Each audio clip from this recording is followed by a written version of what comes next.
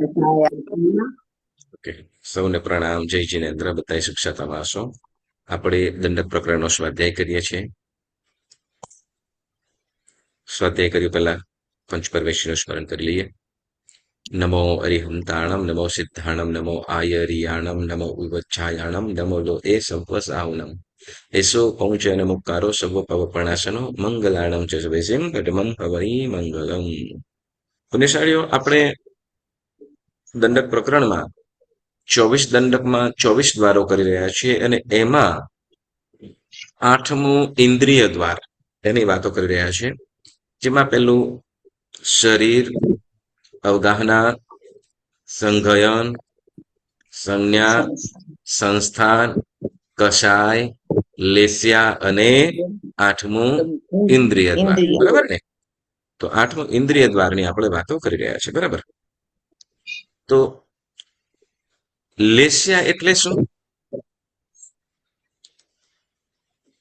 લેસ્યા એટલે શું?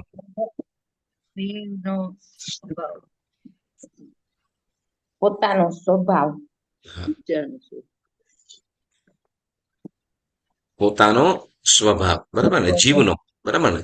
જીવનો આખા ભવ પર્યંત બંધારણ જે છે એનો સ્વભાવ, તો એને અહીંયા લેસ્યા કહેવામાં આવેલું છે. બરાબર? જેમ કે તો કોઈ ઠંડુ હોય, કોઈ બોલકનું હોય, કોઈ મીંઢું હોય, કોઈ બોલતું ન હોય, કોઈ હસમુખું હોય. બરાબર ને?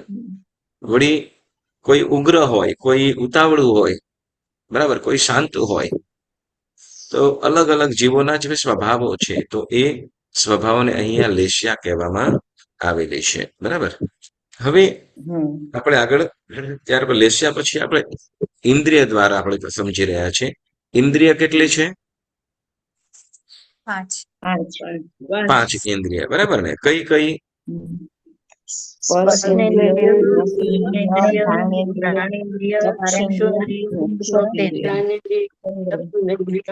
હા, સ્પર્શનેન્દ્રિય, રસનેન્દ્રિય, ઘ્રાણેન્દ્રિય, ચક્ષુન્દ્રિય અને ક્ષોતેન્દ્રિય. તો આ 5 ઇન્દ્રિય છે. તો આમ તો કે 5 ઇન્દ્રિય છે એ તો આપણે જીવ વિચારમાં પણ શીખી ગયા હતા. બરાબર ને? તો પછી ત્યાં કીધું અને પછી પાછું અહીંયા પણ કે છે, તો આવું વારંવાર શું કરવાનું વળી? બરાબર કે નહીં? બોલો, આપણે ત્યાં જીવ વિચારમાં આવ્યું હતું કે નહીં? ઇન્દ્રિય, 5 ઇન્દ્રિય. હા, આમાં ડિટેલમાં છે અંદરના જે અવયવો છે એની જે વાત છે. હા, તો કે અહીંયા ઇન્દ્રિય માત્ર ત્યાં આપણે દ્રવ્ય ઇન્દ્રિય બાહ્યથી ટૂંકાણમાં કીધું હતું. બરાબર? કે કોઈ પણ એક ઇન્દ્રિય, જેમ કે સ્પર્શનેન્દ્રિય, રસનેન્દ્રિય, ઘ્રાણેન્દ્રિય, તો એ 5 ઇન્દ્રિય. તો નાકથી સૂંઘવાનું, પરંતુ એ ઇન્દ્રિય નાક કેવી રીતે કામ કરે છે? જીભ છે તો જીભ રસનેન્દ્રિય, જીભ તો જીભ કેવી રીતે અંદર કેવી રીતે એનું વર્કઆઉટ થાય છે, કેવી રીતે કામ થાય છે, તો એની ડિટેલ્સ આ દંડક પ્રકરણની અંદર જણાવવામાં આવે છે. બરાબર ને? તો અહીંયા આપણે ઇન્દ્રિય 2 પ્રકારે કીધી. ઇન્દ્રિય 2 પ્રકારે કીધી. કોણ કે છે 2 પ્રકારે? 5 ઇન્દ્રિય પણ એને 2 પ્રકારે.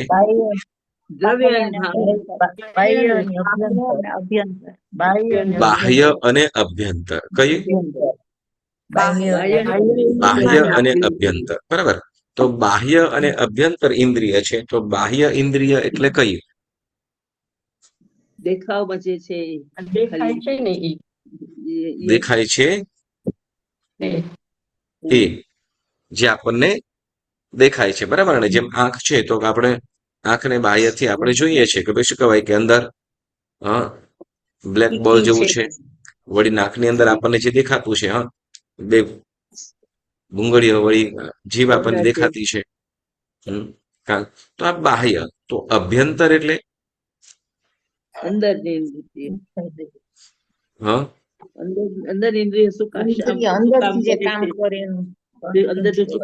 ઇન્દ્રિયમાં પણ કંઈક એવો પાર્ટ છે કે કંઈક એવું છે રહેલું છે કે જે એ સ્વાદને વગેરે જાણવાનું કાર્ય કરે છે. બરાબર ને? તો અલગ દરેક ઇન્દ્રિયના અભ્યંતર આકાર પણ કહેવામાં આવ્યા છે.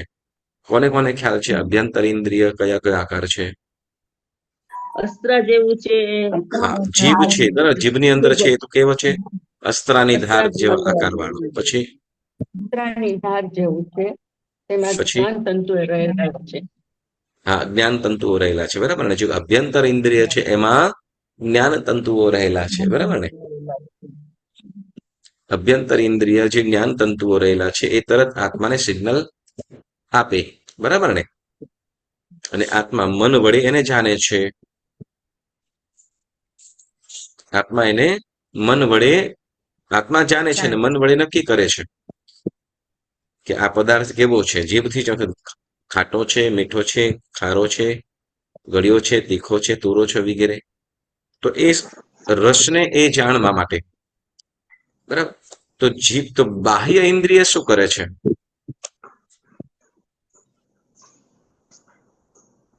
બાહ્ય ઇન્દ્રિય શું કરે?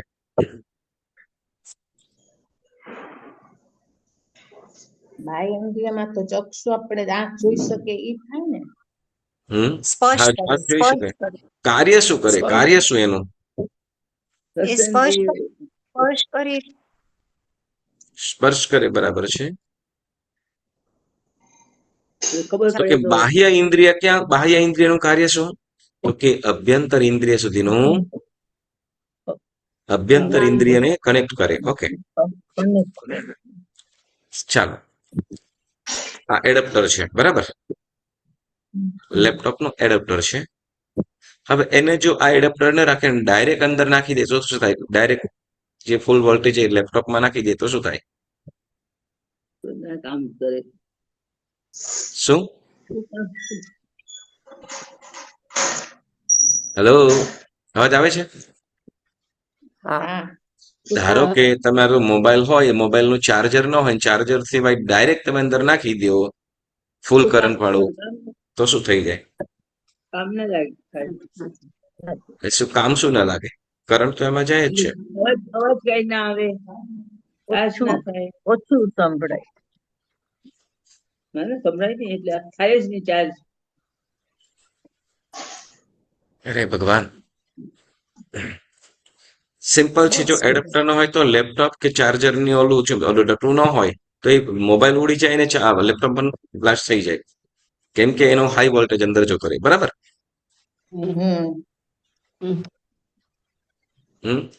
જો જે જરૂર કરતા વધારે વયું જાય તો શું થાય? જરૂર કરતા વધારે વયું જાય તો બ્લાસ્ટ થઈ જાય, બરાબર ને? કે ઉડી જાય, ઉડી જાય, બરાબર? મોબાઈલ પણ મોબાઈલ પણ ચાર્જર ન હોય ડાયરેક્ટ એમને નાખી દીધું તો વધારે પડતો કરંટ જાય એટલે તો કે સ્ક્રીન છે બધું વગેરે ઉડી જાય. તો એ નોર્મલ છે. તો આ બાહ્ય ઇન્દ્રિય શું કરે છે? બાહ્ય ઇન્દ્રિય તો કે અભ્યંતર ઇન્દ્રિય સુધી પહોંચાડવાનું કાર્ય કરે છે. બાહ્ય ઇન્દ્રિય શું કરે છે? અભ્યંતર ઇન્દ્રિય સુધી પહોંચાડવાનું કાર્ય કરે છે, બરાબર? અને ઓકે, જાગૃત કરે, અને જાગૃત કરે એમ કહેવાય, જાગૃત કરે છે. જાગૃત કરે એટલે કોન્ટેક્ટ કરે, કોન્ટેક્ટમાં આવે એટલે જાગૃત થઈ જાય. ત્યાં સુધી પહોંચાડે એટલે જ્ઞાન તંતુઓ જાગૃત થાય. અભ્યંતર ઇન્દ્રિયમાં જે જ્ઞાન તંતુઓ રહેલા છે એ જ્ઞાન તંતુઓ જાગૃત થાય. અને પછી જો સ્વાદનું હોય તો કેવો રસ છે વગેરે, પછી નાકનું હોય તો કેવી સુગંધ છે, દુર્ગંધ છે, કેવી છે વગેરે, એ આગળ વધતું જાય, બરાબર? વળી આંખથી સામે કેવું દ્રશ્ય વગેરે છે તો એક સામે આપણે આંખ ખુલે તો તરફની સાથે એ નથી, પરંતુ આ મુખ છે, બીજા સમયની અંદર તરત ખ્યાલ આવી જાય છે, બરાબર ને? તો એવી રીતે કાન હશે તો કાન માટે પણ શું? તો કંઈ પણ સંભળાતું હોય, કંઈક અવાજ આવતો હોય એટલે કંઈક કંઈક કહી રહ્યું છે વગેરે, તરત ને તરત એ ખ્યાલ આવશે. તો આ વસ્તુને શું કે છે? એમ તો કે અભ્યંતર ઇન્દ્રિય સાથે કનેક્ટ કરવાનું કાર્ય કોણ કરે છે? બાહ્ય ઇન્દ્રિય. બાહ્ય ઇન્દ્રિય એ અભ્યંતર ઇન્દ્રિય સાથે કનેક્ટ કરે છે, અને એ કનેક્ટ કરતા શું થઈ જાય? તો કે કનેક્ટ થતાની સાથે, સ્પર્શ થતાની સાથે ત્યાં રહેલા એ અભ્યંતર ઇન્દ્રિયના રહેલા જ્ઞાન તંતુઓ છે જાગૃત થઈ જાય. જાગૃત થઈશું તો કે આત્મા જ્ઞાન તંતુઓ જાગૃત થાય એટલે તો કે આત્મા એ જ્ઞાન તંતુઓને જ્ઞાન શક્તિ વડે જાણે છે, જ્ઞાન ગુણથી જાણે છે. એટલે આ જ્ઞાન તત્વો બધી ઇન્દ્રિયોમાં હોય ને, બરાબર ને? બધી ઇન્દ્રિયોમાં, યસ, બધી ઇન્દ્રિયમાં,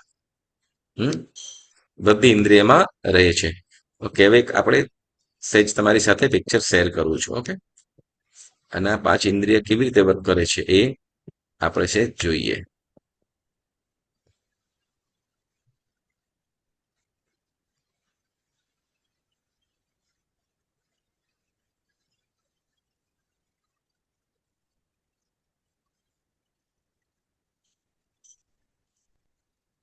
ઓકે, આમાં તમને 5 ઇન્દ્રિય દેખાય છે સ્ક્રીન ઉપર? હા હા આવી ને, બરાબર. આપણને દેખીતી ખ્યાલ આવે છે, બરાબર. હમ તો જેમાં હમ ટંક, જો આપણે આંગળી બતાવે છે એ સ્પર્શનેન્દ્રિય, બરાબર, સ્પર્શનેન્દ્રિય. હવે સ્પર્શનેન્દ્રિય છે તો એમાં પણ સાંભળો, સ્પર્શનેન્દ્રિય છે તો એમાં પણ ઘણી વખતે અલગ અલગ ભાગથી આપણને સ્પર્શ માટે ખ્યાલ આવે. કેટલોક ભાગ વધારે સેન્સિટિવ હોય, કેટલોક ભાગ વધારે સેન્સિટિવ હોય, કેટલોક ભાગ ઓછો હોય. જેમ શું કહે કે પાણી ઠંડુ છે કે ગરમ છે એવું ચેક કરવું હશે તો આપણે શું કરશું? કયો ભાગ નાખીશું? આંગળી આંગળી આંગળી આંગળી જ નાખીએ આંગળી, બરાબર. હમ પણ હા, હમ આંગળી, ચાલો, બરાબર, આંગળી. પછી વસ્તુ કદાચ ખરબચડી છે કે કેવી છે એને તપાસ માટે હાથ ફેરવશું આખો હાથ, બરાબર ને. હમ વસ્તુ મતલબ શું કહે કે વાસણ વગેરે હશે તો, અથવા ભાર વગેરે વાળું હશે તો આખો હાથ, બરાબર. પણ કપડું કોઈ ચેક કરવું હશે તો કપડું કમ્ફર્ટ છે કે નહીં વગેરે હશે તો પાંચે પાંચ. આંગળી જ વાપરીએ. આપણે શું? પાંચે આંગળી જ feel એટલે કરશું. 5 આંગળીઓમાં આગળનો ભાગ કે પાછળનો ભાગ કયો સ્પર્શ કરશું? આગળનો. આગળનો.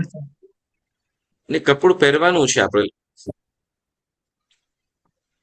તો એમ આમ જ પહેરવાનું હોય તો પાંચે આખો હાથ કપડું પહેરવાનું છે, નવું લેવા ગયા છો તમે, કમ્ફર્ટ છે કે નહીં વધારે, તો એના માટે શું કરશો? આગળનો ભાગ યુઝ કરશો કે પાછળનો? આગળનો જ. આગળનો વધારે. તો આગળનો પહેરવું વધારે, પડશે ને બરાબર. એટલે આખો હાથ. પણ વધારે જયારે સેન્સિટિવ હોય ત્યારે તે આપણે શું કરશું? તો કે પાછળનો ભાગ આપણે ઉપયોગ કરતા હોઈએ, બરાબર. તો એવી રીતે જેમ શું કહેવાય કે કેટલાક જે વસ્તુઓ છે તો એને ચેક કરવા માટે જેમ સ્પર્શનેન્દ્રિય સ્કિન વગેરે છે, તો એ પણ જેમ શું કહેવાય કે કદાચ હાથ પગ ધોઈએ, હાથ પગ વગેરે ધોઈએ, પણ એના કરતા જયારે શું કે ઠંડી હોય, હા દિનુબેન, ઠંડી હોય ને એમાં ઓચિંતાનું બૈડા ઉપર ઠંડુ પાણી પડી જાય પછી હાલત કેવી થાય? એકદમ ઠંડુ થઈ જાય શરીર. અને એ જ વસ્તુ હાથ પર લાગી તો કઈ એટલું જાદુ ના થયું, પણ પાછળ, પાછળ એકદમ બરાબર ને. વધારે કે હા, કેટલાક ભાગ સેન્સિટિવ છે, બરાબર ને, કેટલાક ભાગ હમ. સેન્સિટિવ છે. યસ. તો સ્પર્શનેન્દ્રિયની પણ અલગ અલગ. તો આ સ્પર્શનેન્દ્રિયનો સ્પર્શનેન્દ્રિયનો અભ્યંતર આકાર છે જે પ્રકારનું, જે જીવનું જે પ્રકારનું શરીર છે એ પ્રમાણે, બરાબર. પણ બાકીની જે ઇન્દ્રિયો છે, આંખ, નાક, કાન, જીભ, તો એ બધા જીવોનો બાહ્ય આકાર અલગ અલગ છે, બાહ્ય આકાર અલગ અલગ છે. અને અભ્યંતર જે છે એ અભ્યંતર સરખો છે. અભ્યંતર છે એ કેવો છે? સરખો છે. સરખું છે. આપણે હા એ પણ જોઈશું. જો આપણે સ્ક્રીનની અંદર જોઈ શકીએ, દેખાય છે બધાને? સ્ક્રીન ઉપર આવે છે ને, હમ. બરાબર? હા. હા, આપણે સ્કિનનું આપણે જોઈએ છે, બરાબર. સ્કિનની અંદર પણ કેટલા, તો કે આઈ થિંક ઘણા બધા લેયર છે. 1 2 3 4 5 તો દેખાય છે આમાં, એમ કે 7 લેયર હોય છે એવું કંઈક હોય છે, બરાબર ને. તો એમાં સ્કિન છે તો એની અંદર પણ, સ્કિનની અંદર પણ આપણે જોઈએ છીએ સ્પર્શનેન્દ્રિયની અંદર પણ અલગ અલગ પ્રકારના ત્યાં લેયર્સ છે. જેમાં આપણે હેર ઉપરના એની અંદર જે લેયર છે, તો એના ઉપર જે વાળ વગેરે છે, પછી એના નીચે એક પાતળી લેયર લાલ જેવું દેખાય છે, એના પછી પણ બીજી એક લેયર છે.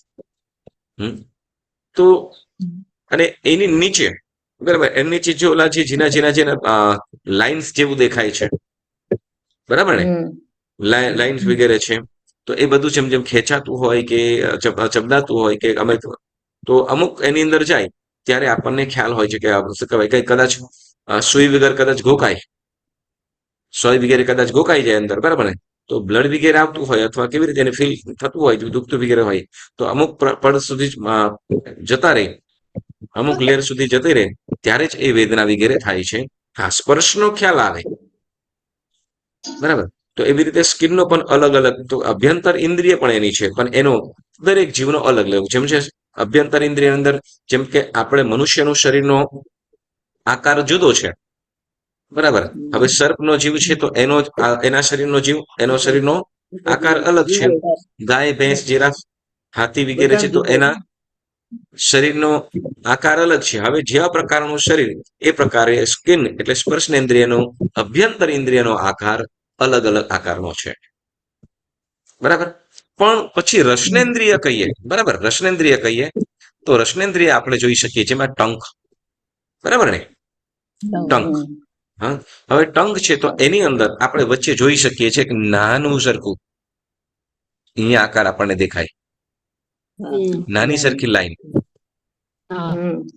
બરાબર. જીભની અંદર નાની સરખી જે લાઈન છે, જેને આપણે આની અંદર કહીએ તો વચ્ચે આપણે દેખાય છે ટેસ્ટમાં, ખ્યાલ આવે છે? વચ્ચે જે બ્લુ કલરની લાઈન દેખાયેલી છે, બરાબર. તો એ ત્યાં શું છે? એ ત્યાં અભ્યંતર ઇન્દ્રિય રહેલી છે. કઈ અભ્યંતર ઇન્દ્રિય છે? અસ્ત્રાની ધાર. હા, અસ્ત્રાની ધાર જેવા આકાર વાળું. એટલે આમ કે અસ્ત્રાની ધાર એટલે પહેલાનો, અત્યારનો કદાચ કીશું અસ્ત્રો એટલે અત્યારના ઘણી વખતે શું કે ઓલા કુકમેન હોય, બરાબર ને, સેફ, એ લોકો જે મોટું કીસું યુઝ કરતા હોય ને એવું, પણ એની ધાર જેવું એકદમ પાતળું, બરાબર. તો એવી રીતે એ અભ્યંતર ઇન્દ્રિય કેવી છે? તો કે અસ્ત્રની ધાર એટલે તો કે કીસુનો જે ઉપરની ધાર હોય એના જેવું એકદમ પાતળું, એના જેવું એકદમ પાતળું. શેનું? તો કે જીભની અંદર જે ઇન્દ્રિય રહેલી છે એ પણ શેની છે? તો કે એ પણ આ સ્કિનની જ છે, બરાબર. સ્કિન ચામડાની બનેલી છે. તો એને શું કહેવાશે? અભ્યંતર ઇન્દ્રિય. જે આપણે બાહ્યથી અહીંયા જીભ દેખાય છે, બરાબર.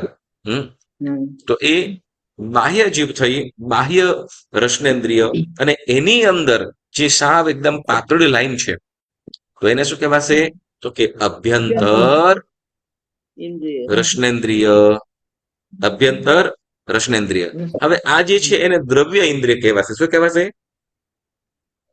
સ્કિન છે, સ્કિન છે અંદર કીધું, પછી ટંકની અંદર જે અસ્ત્રની ધાર જેવો આકાર કીધો, એને પણ કહેવાશે શું છે? તો કે દ્રવ્ય ઇન્દ્રિય. શું કહેવાશે? દ્રવ્યમાં બાહ્ય અને અભ્યંતર એમ બે પ્રકારની. શું? દ્રવ્યમાં બાહ્ય અને અભ્યંતર એમ બે પ્રકારની ઇન્દ્રિય સમજવાની. ભાવની વાતો પછી કરીશું. અત્યારે આપણે દ્રવ્ય, બરાબર, દ્રવ્ય ઇન્દ્રિય જેને સ્કિનની બનેલી છે, દ્રવ્યને બીજી રીતે કહીએ તો નિવૃત્તિ એવો શબ્દ યાદ રાખવાનો. આપણે અહીંયા જે દંડક પ્રકરણમાં કીધું છે એને શું કહેવાશે? નિવૃત્તિ. નિવૃત્તિ એટલે જે ચામડાની, એટલે બાહ્ય અને અભ્યંતર ઇન્દ્રિય છે એને શું કહેવાશે? નિવૃત્તિ ઇન્દ્રિય. આપણે અહીંયા દંડકની ભાષાની અંદર, અને તમને સમજી શકાય એ માટે આપણે જે કહીએ છીએ કયું કહેવાશે? તો કે બાહ્ય દ્રવ્ય ઇન્દ્રિય, બરાબર, ચામડાની બનેલી છે તે નિવૃત્તિ તરીકે. ઓકે, ત્યાર પછી આપણે કયું કહીશું? નોઝ. કયો?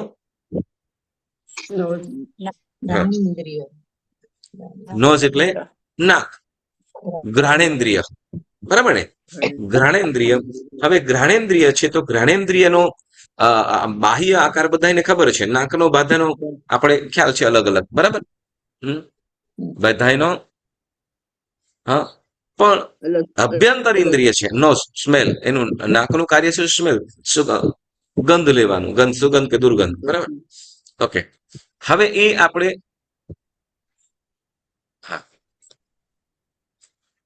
હવે અહીંયા આપણે જોઈ શકીએ કે બાહ્ય આકાર બધાનો અલગ અલગ છે. હવે નાકની નોઝની વાત કરીએ તો નોઝની અંદર એમાં અભ્યંતર આકાર કેવો કીધેલો છે? અભ્યંતર આકાર પડગમ જેવો, પડગમ.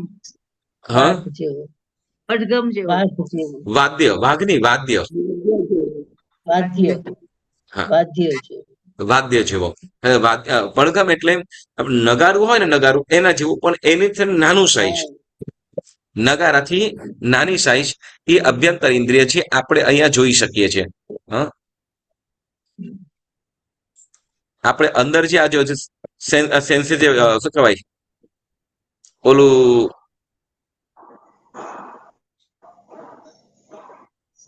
ઉપર જે યલો કલરનું આપણે પીળા કલરનું દેખાય છે, બરાબર ને, 3 એરો છે, અને એના ઉપરથી વાળ એટલે હા, વાજ વાજ અથવા કુંડો એના જેવો દેખાય, બરાબર ને? હમ બરાબર, ઊંધું ઊંધું વાળેલું હોય એ ટાઈપનું, બરાબર. તો પડઘમ પણ એ ટાઈપનું જ હોય. પડઘમ એટલે આ એ પ્રકારનું નગારું એમ. પહેલાના સમયની અંદર કદાચ અહીંયા મંદિરોની અંદર ઓલા નગારા વગાડતા હોય તો એ ટાઈપનું, પણ ઓલું નાનું હોય, એનો થોડોક આકાર એનો અલગ હોય. તો એને શું કહેવાશે? તો અભ્યંતર ઇન્દ્રિય એના જેવી છે, બરાબર. હવે બાહ્ય ઇન્દ્રિય છે, જેમ શ્વાસ લઈએ છીએ, બરાબર ને? શ્વાસ લઈએ છીએ કે એમ અંદર સુગંધ વગેરે, સુગંધ કે દુર્ગંધ જે પણ જતું હોય તો એ કોની સાથે કનેક્ટ થાય છે? જેમ શ્વાસ લઈએ તો એ પૂતગલો છે, તો કે એ અંદર ગ્રહણ કરે અને જે અભ્યંતર ઇન્દ્રિય છે એની સાથે સ્પર્શ થાય. અભ્યંતર ઇન્દ્રિય સ્પર્શ સાથે સ્પર્શ થાય એટલે ખ્યાલ આવે છે કેવું છે, સુગંધ છે કે દુર્ગંધ છે વગેરે, એનાથી ખ્યાલ આવે છે. સમજાયું? હા. ઓકે. અને ત્યાર પછી ઘ્રાણેન્દ્રિય પછી આવે છે ક્ષોતેન્દ્રિય, બરાબર. ક્ષોતેન્દ્રિય એટલે કાન, બરાબર. ક્ષોતેન્દ્રિય એટલે કાન. હવે ક્ષોતેન્દ્રિયનો આકાર, કાનનો આકાર ક્ષોતેન્દ્રિય ને પણ આંખ વિચારતું, આંખ ચોથી છે, આંખ. હા, ચક્ષુન્દ્રિય તમે કહેતા નથી, જબરા છો. હા, ચક્ષુન્દ્રિય, બરાબર. હવે ચક્ષુન્દ્રિય બાહ્ય આકાર જે આપણે લગભગ સરખા જેવો દેખાય, પરંતુ બધાની આંખોનો કલર અને શેપ થોડો થોડો સેજ સાધારણ પણ હોય. કોઈ વળી શું કે મૃગાક્ષી કે કોઈ મીનાક્ષી કહેવાતા હોય, વળી. હા, એટલે ચંદ્રમાકાર કોઈ શું કે આંખો લાંબી હોય, કોઈની ગોળ હોય, કોઈની વધારે હોય, બરાબર. તો અલગ અલગ ટાઈપની બાહ્ય આકાર અલગ. પણ અભ્યંતર ઇન્દ્રિય છે, અભ્યંતર આંખ એટલે આંખની અંદરનો જે અંદરનો ભાગ, જેમ આપણે જોઈ શકીએ, બરાબર.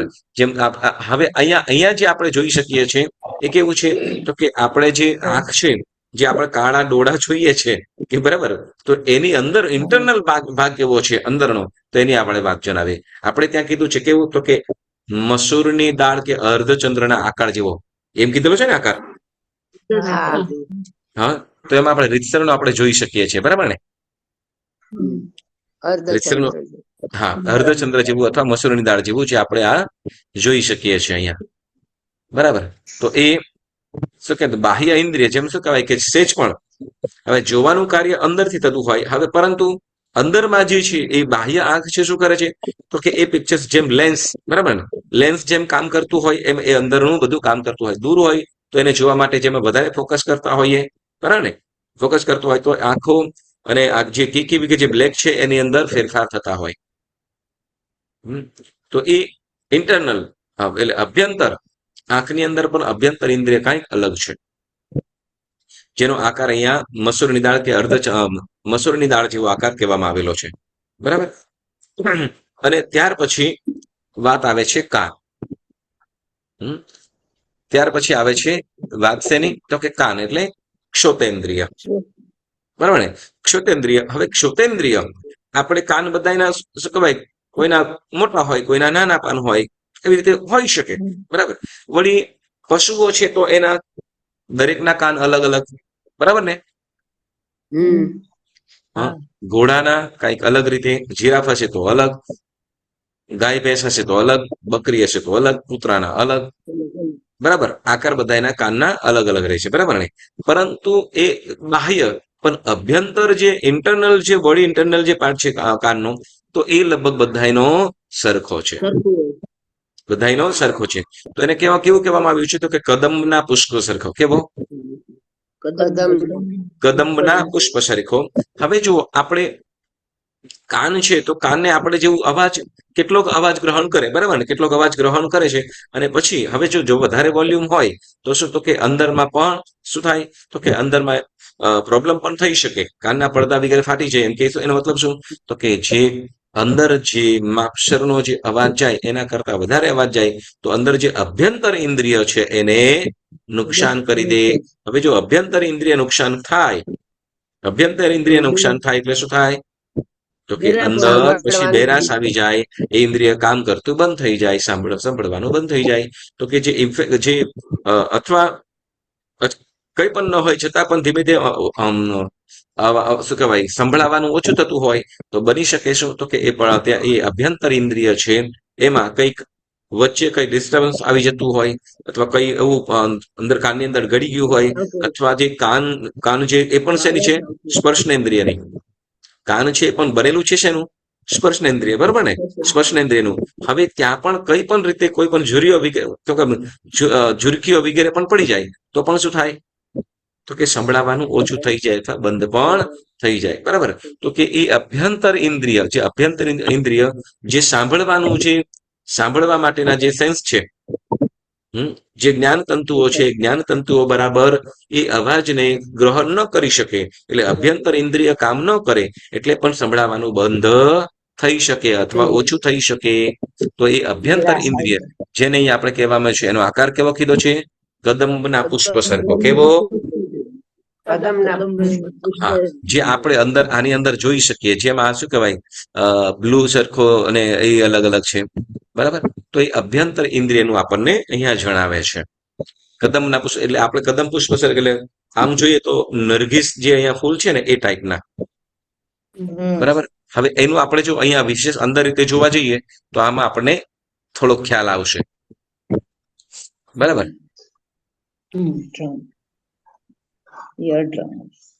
ખ્યાલ આવે છે હા મિડલ ડો ઇયર જે લખે ને છે મિડલોસ ઇયર એટલે આ જે છે એ ભાગ બરાબર અને પછી એ કેવી રીતે એ સેન્સ કેવી રીતે કામ કરે છે તો એની અંદર પણ આ બધું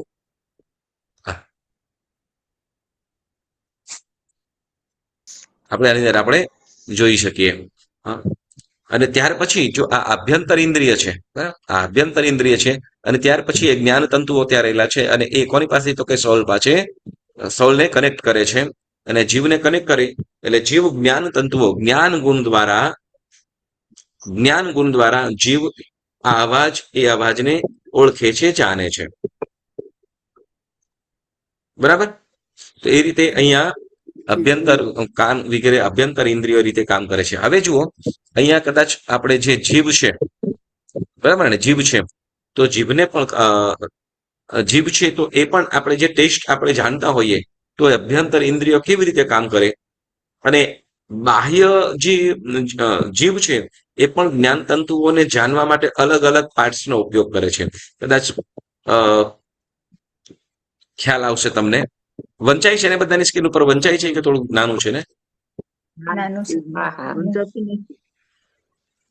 હવે વંચાય છે ટંક ઉપર બરાબર જેમાં આગળ બતાવે છે પહેલો જ ભાગ બરાબર ને સ્વીટ એન્ડ સોલ્ટી બરાબર ને ગળ્યું છે કે ખારું ગળ્યું અને ખારાને જાણવા માટે કયો તો કે આગળનો ભાગ બરાબર અને શ્યોર એટલે ખાટું ને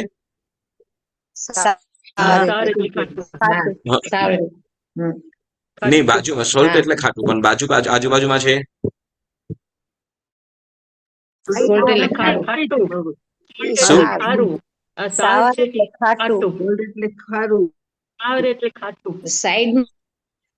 સાઈડમાં નું કહું છું સૌર એટલે ખાટું ને હા અને પછી બિટર એટલે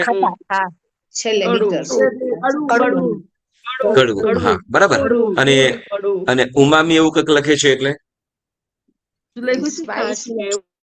શું સ્પાઇસીસ બરાબર ને તો જેમ જીભ છે બરાબર હા ચટાકેદાર તો જેમ જીભ છે બરાબર ને જીભના પણ અલગ અલગ બરાબર ને જીભ છે માત્ર આપણે આ ખ્યાલ આવે તો કે જીભના જે અલગ અલગ જેમ કે કઈ ખાટી વસ્તુ ખાધી હોય થોડી વાર વધારે ખાધી પછી દાંત ખટાઈ ગયા એમ કહીએ કેતા ને જેમ આંબલી વધારે ખાધી હોય પછી કેમ કે દાંત ખટાઈ ગયા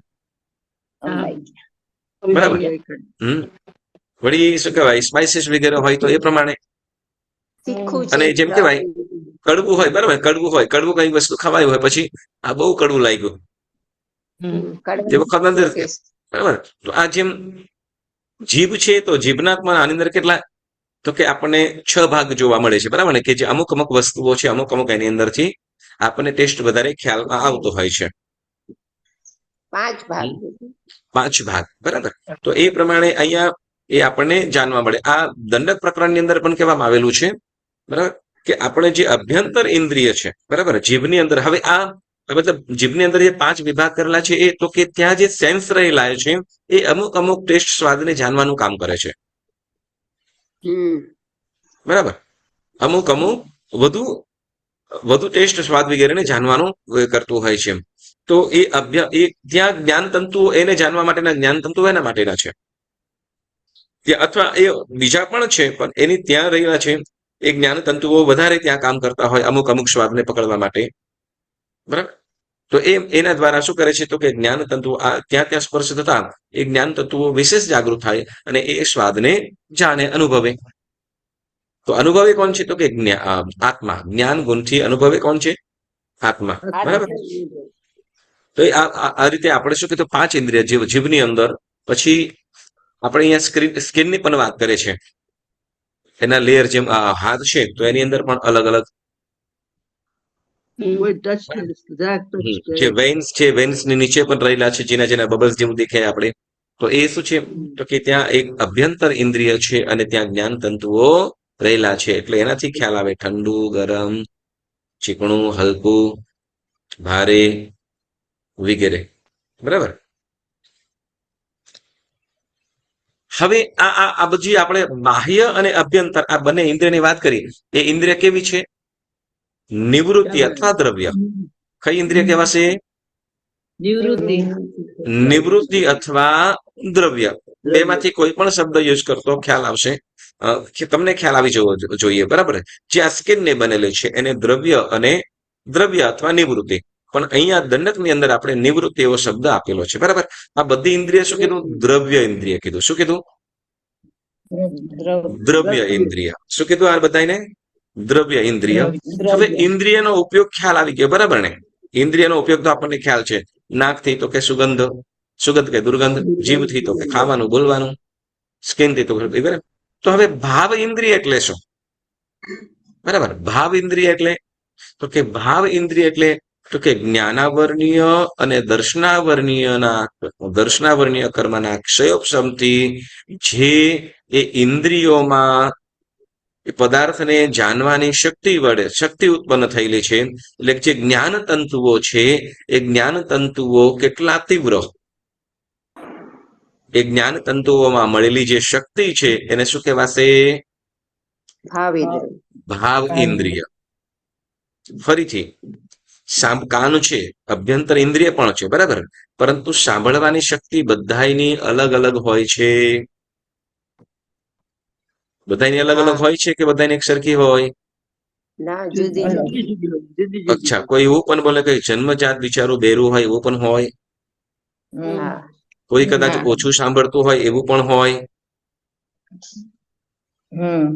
હોય કે ના હોય? ઓકે. અથવા કોઈ સમજો કે આમ શું કહેવાય, ઝીણી ચાકણીનો અવાજ આવે તો પણ ઓળખે, એને ખ્યાલ આવી જાય. જેમ સાંભળવાની શક્તિ અલગ અલગ, બરાબર ને? જેમ સાંભળવાની શક્તિ અલગ અલગ છે, બરાબર ને?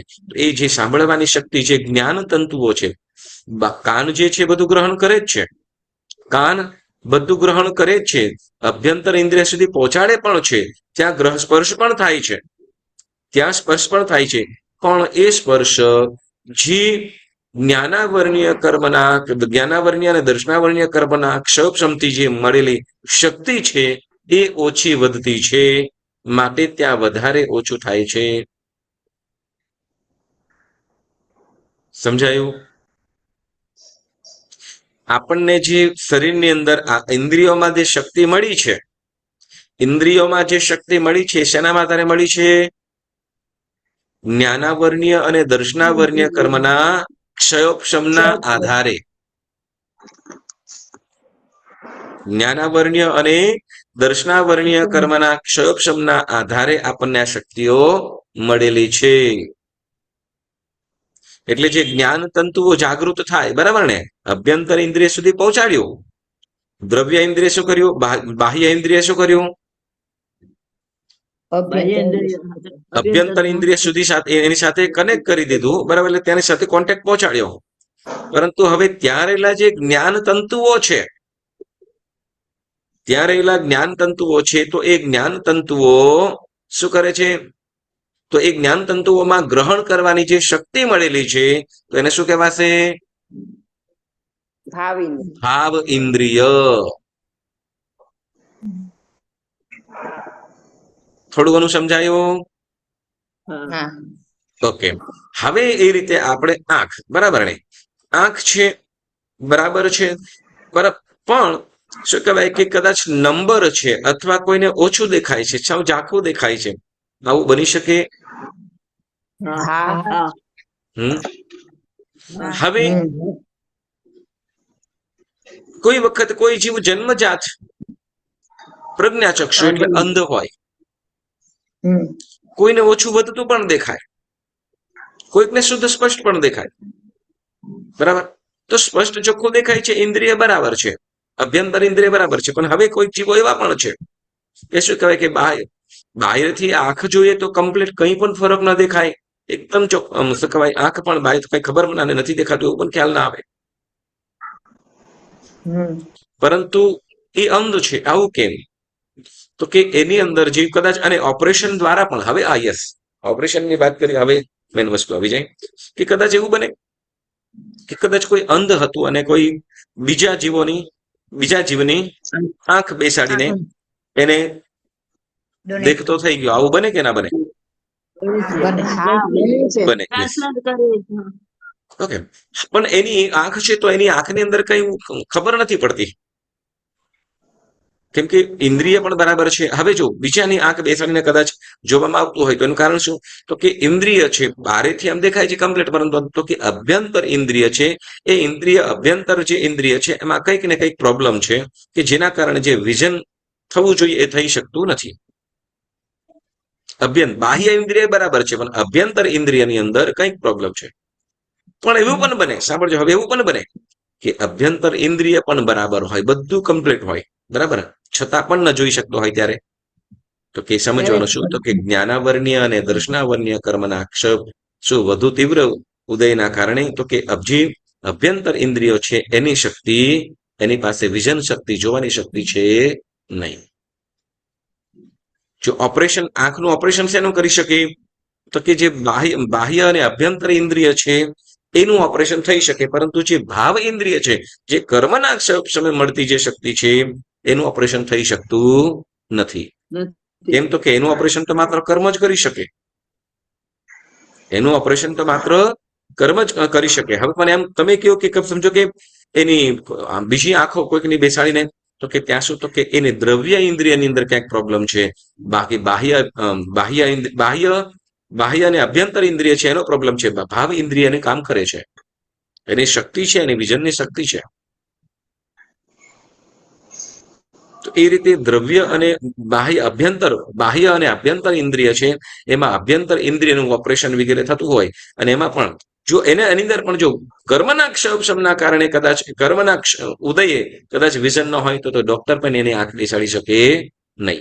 કદાચ એની શું કહેવાય અંદરનું કામ કરતું હોય અને જોવાની શક્તિ છે, પરંતુ બાહ્ય જે આંખ છે એ કામ નથી કરતું, તો ત્યાં બીજી આંખ રિપ્લેસ કરી શકે અને એ રીતે જોઈ શકે. પરંતુ જે ભાવ ઇન્દ્રિયકની વાત કરીએ, જે કર્મના સમય જે આત્મામાં મળેલી જે શક્તિ છે એને કોઈ ચેન્જ કરી શકતું નથી. ઓકે. બીજી રીતે આપણે કહીએ, બરાબર, ટંકની જીભની વાત કરી તો જેમાં આપણે કાંઈ નથી, બરાબર, કાંઈ નથી, બધું બરાબર છે, તો તે વખતે આપણને જમવાનું વગેરે સરસ રીતે ભાવે અને જમી શકીએ. પરંતુ જેવું બીમાર પડીએ, તાવ આવ્યો કે ગમે થયું એટલે તરત ખાવાનું ન ભાવે, ભોજન ન ભાવે, બરાબર ને? જમવાનું ન ભાવે, બરાબર. પછી તો કે ખાટું આવે તો સારું, ખાલી ખાટું એકલું જ થોડુંક ખાઈ લે એવું થાય, બરાબર ને? પણ એ જે પાછી ચોખ્ખી મનાઈ હોય શું કે ખાટાના કારણે ડોક્ટર કે દવા ગોળીઓ અસર ન કરે એમ કરીને. પરંતુ જોજો ગમે તેવું હશે તો એને શું કહેવાય કે કોઈ સ્પાઇસી ભોજન એને ગમશે જ નહીં, ભાવશે જ નહીં. કારણ શું? તો કે તે વખતે જે આ ટંક ઉપર રહેલા જીવ પર રહેલા જે અભ્યંતર ઇન્દ્રિયના જે સેન્સ છે, જે જ્ઞાન તંતુઓ છે, જે જાણે છે, એ કેવા થઈ જાય છે? વીક થઈ જાય છે, નબળા પડી જાય છે, કે જેના કારણે એ ભોજન ભાવતું ભૂખ લાગે પરંતુ ખાવાનું જમવાનું જ ન ભાવે એટલે તો કે અંદર જમવાનું ન ભાવે એટલે પેટની અંદર પણ નાખવાનું મન ન થાય. બરાબર. તો એ રીતે આપણે આ ઇન્દ્રિયો બે રીતે કામ કરે છે. પેલું શું કીધું? દ્રવ્ય, જેને નિવૃત્તિ કીધું, બાહ્ય અને અભ્યંતર. બાહ્ય અને અભ્યંતર. અને પછી કીધું બાહ્ય અને અભ્યંતર છે એ દ્રવ્ય ઇન્દ્રિય. અને ભાવ એટલે તો કે કર્મના ક્ષમથી મળેલી જે ઇન્દ્રિયોમાં શક્તિ, જેમ જોવાની શક્તિ છે તો એ પણ અલગ અલગ છે કર્મના ક્ષમના આધારે. સાંભળવાની શક્તિ છે તો એ પણ કર્મના ક્ષમના આધારે બધા અલગ જીવોને અલગ અલગ હોય. તમને ખ્યાલ છે? ઓકે, ઈગલ પક્ષી હોય, ઈગલ. હવે એ એટલે ઊંચું ઉડતું હોય ને છતાં પણ એ નીચેથી કોઈને બોલાવતું હોય કે એને ઘૂઘરીનો કે અવાજ હોય ને તો એ અવાજને ક્લિયર સાંભળી શકે. ક્લિયર એ સાંભળી શકે. બરાબર. તો એની અંદર એ સાંભળવાની એવી શક્તિ છે. હવે સર્પ છે, સાપ છે, બરાબર, સાપ. તો સાપ છે તો કદાચ આપણે એનું વિઝન કેટલું? તો કે 7-8 ફૂટ સુધી લોંગ જોઈ શકે, 10 ફૂટ. કેટલું? કેમ કે હાઈટ નીચે હોય એટલે કદાચ જેટલું ઊંચું થઈ છે જોઈ શકે એટલું કદાચ મેક્સિમમ કદાચ 15 ફૂટ 20 ફૂટ એનાથી વધારે ને જોઈ શકે એની હાઈટ પ્રમાણે. પછી પણ એ સાપ કદાચ કોઈ 50 મીટર દૂર હોય છતાં પણ એને ખબર પડી જાય કે આ બાજુ કોઈક છે. કારણ શું? તો કે એની સ્પર્શનેન્દ્રિય એટલે જે ચાલતું હોય ને, જો ચાલવા ઉપરથી એને જે ધબકારો, એ ધબકારાને વધારે એ ઓળખી જાય કે આ બાજુથી જીવ આવી રહ્યો છે કે આ બાજુ થઈ રહ્યું છે. એની પાસે એવો સેન્સ છે. જેમ હાથી છે તો હાથી છે તો કેટલા હાથી એ પોતાના ધબકાર એ પગના સેન્સથી તો કે દૂર દૂરથી કોઈ કદાચ હાથી એમ પગ પછાડે તો એના સેન્સને એ હાથી જાણી લે. એના સેન્સને હાથી જાણી લે. કેમ? તો કે એની પાસે એવા પ્રકારની શક્તિ છે. એટલે દરેક જીવોની અલગ અલગ શક્તિઓ, અલગ અલગ, દરેક જીવોની ઇન્દ્રિય શક્તિ અલગ અલગ છે. બરાબર. તો એ કેવી રીતે? તો કે કર્મના ક્ષયોક્ષમના આધારે, કર્મના ક્ષયોક્ષમના આધારે અલગ અલગ ઇન્દ્રિયોની જીવોની અલગ અલગ સેન્સ વગેરે હોય છે. બરાબર. જેમ કીડી છે તો કીડી છે તો કીડીની સુગંધ, કીડી છે તો કીડીને એને સાકર મીઠાશ વગેરે સૂંઘવાની શક્તિ એની અલગ અલગ રહેલી છે. તો એની વધારે છે. જોયા વગર પણ એ ત્યાં સુધી પહોંચી જાય અને પછી જ્યાં જવું હોય એની મેસેજ આપવો હોય તો તને ફટાફટ પહોંચી શકે, આવી શકે. તો એની એ સુગંધ કરવાની વગેરેની સેન્સ વધારે હોય છે. તો આપણે એ જે શક્તિઓ મળે છે કર્મના ક્ષયોક્ષમથી, જે ઇન્દ્રિયોમાં મળેલી શક્તિ, એને અહીં ભાવ ઇન્દ્રિય કહેવામાં આવે છે. ખ્યાલ આવ્યો? બોલો. હવે તમે ઇન્દ્રિય દ્વાર પૂરું થઈ ગયું. બોલો શું સમજવાનું મળ્યું હવે નવું? ઘણી બધી વસ્તુઓ, બરાબર, ઘણી બધી વસ્તુઓ આપણને આ ઇન્દ્રિય દ્વારની અંદર પણ શીખવા જાણવા મળે છે. તો ઇન્દ્રિય દ્વાર એ પ્રમાણે અહીંયા ચાલુ રાખ્યું. હવે આ દ્રવ્ય અને ભાવ ઇન્દ્રિયથી આપણે આગળ કયા દંડકના જીવોને કઈ ઇન્દ્રિય હોય, કેવી રીતે વર્ક કરતી હોય, તો એનો આ વિષય એ વિશે આપણે આવતી વખતે ચોક્કસ જાણીશું. ઓકે, તો આજનો સ્વાધ્યાય અહીંયા સ્થગિત કરીએ. જીનાજ્ઞા વિરુદ્ધ કાંઈ પણ બોલાયું હોય તો પુણ્યશાળીઓ મન વચન કાયાથી ત્રિવિધે મિચ્છામિ દુક્કડમ મિચ્છામિ દુક્કડમ મિચ્છામિ દુક્કડમ. સૌને પ્રણામ. જય જીનેન્દ્ર. કોઈને કઈ પ્રશ્ન